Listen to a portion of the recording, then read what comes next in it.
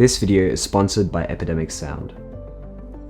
Sound is an essential part of every film, and creating an underscore to the visuals through sound effects is crucial to making your work feel more professional. Today, I want to create a little bit of a guide on how you can make your sound design even better by utilizing some of the knowledge that I've gained from editing the last 6 years. Now, the first tip that I give anyone before they place a single sound effect on their timeline is to look and see which sound effects they'll actually need for their video.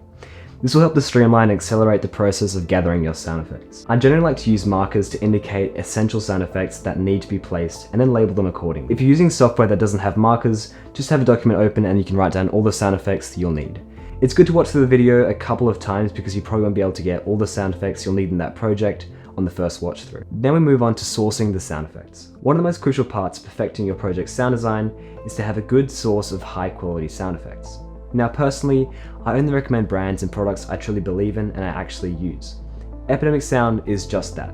They produce high quality music and sound effects that you can use to license for your project. I've been using Epidemic for the last 2 years and it's my one-stop shop for anything sound related. Currently they have over 90,000 high quality sound effects, which, needless to say, is basically always enough for creating beautiful sound design. Having one spot where all your sound effects are consolidated makes the process of architecturing your sound effortless and easy.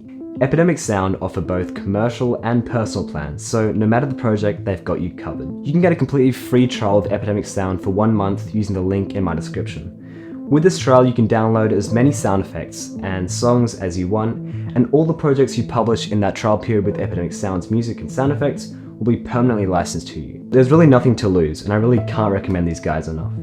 If you're interested in supercharging your sound design workflow, sign up for the trial using my link in the description of this video, and I can assure you, you won't be disappointed. So let's move on to the fun part, adding in our sound effects. I think from here on out, we're going to call these motivated sound effects, as otherwise things might get a little bit too confusing. Now, as we've already added in our markers, this process is really straightforward. You just have to line up the sound effects that you've got from Epidemic Sound or wherever, and line them up to the markers in your project. Of course, you might actually find some sounds that you haven't marked down and then have to go back and download them, but to be honest, you've done the most of the work here, which really makes things quite easy from here on out. When you're doing this, I'd recommend muting the dialogue and or music, just so you can focus more on the actual sound design and rather than the music, which you can kind of put in later in the process, you can kind of bring it back in, but for this part, I recommend just turning it off and just focusing on the sound.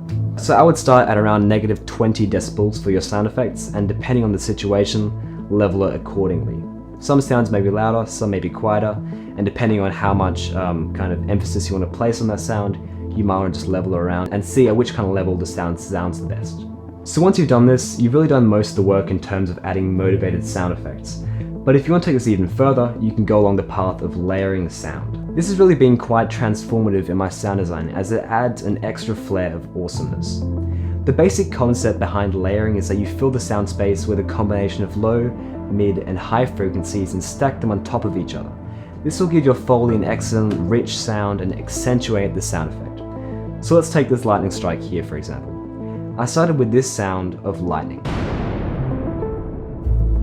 This sort of covers the low to mid frequency. Then I added this sci-fi energy bolt thing to cover the high frequencies. And finally added this bass impact to, as you probably have guessed, cover the bass of the sound. Yeah. Anyway, so here's what it sounds before layering, and here's what it sounds afterwards. As you can see, it really adds a lot more fullness to the sound. It really helps to emphasize that sound. So this technique is excellent when you're trying to make a certain sound really stand out and really pop out of that kind of sound sphere. If you have the time, I recommend adjusting your sound effects to kind of fit into the space they are set in. For example, if you're in a large indoor space, you could use a reverb effect, or if you're in a very small room, you can use a limiter. While this is a pretty minor alteration to the sound effects, it ultimately creates a more convincing sound design.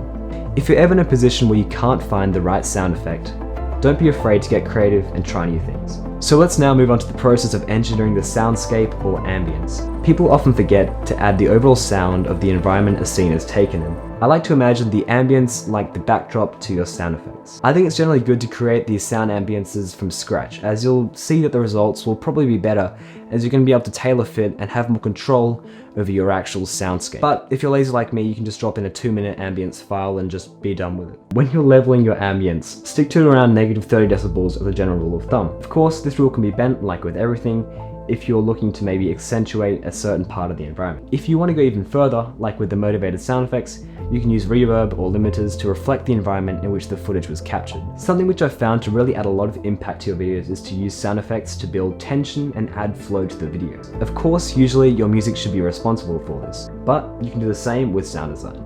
The best way to do this is to follow your scene and the music. At moments of building tension, you can add more sounds or increase the level of sounds you're already using. It's important not to have your sound effects be at a constant volume. Instead, they should be dynamic and flow through your video. One of the last steps in your sound design process should always be monitoring your audio through several different sound systems, so you can get a better feel of how things will sound when viewed by other people. This is quite crucial because every loudspeaker will be tuned slightly differently, and therefore can make parts of your soundtrack seem softer or louder. So have a listen to a couple different devices that you have lying around, like some headphones, some AirPods, whatever you've got. Listen to it and see how it sounds, and sort of see what kind of balance works the best, and then kind of tune the rest to that sound. The most important part of this whole process is to experiment and try things out which you haven't before.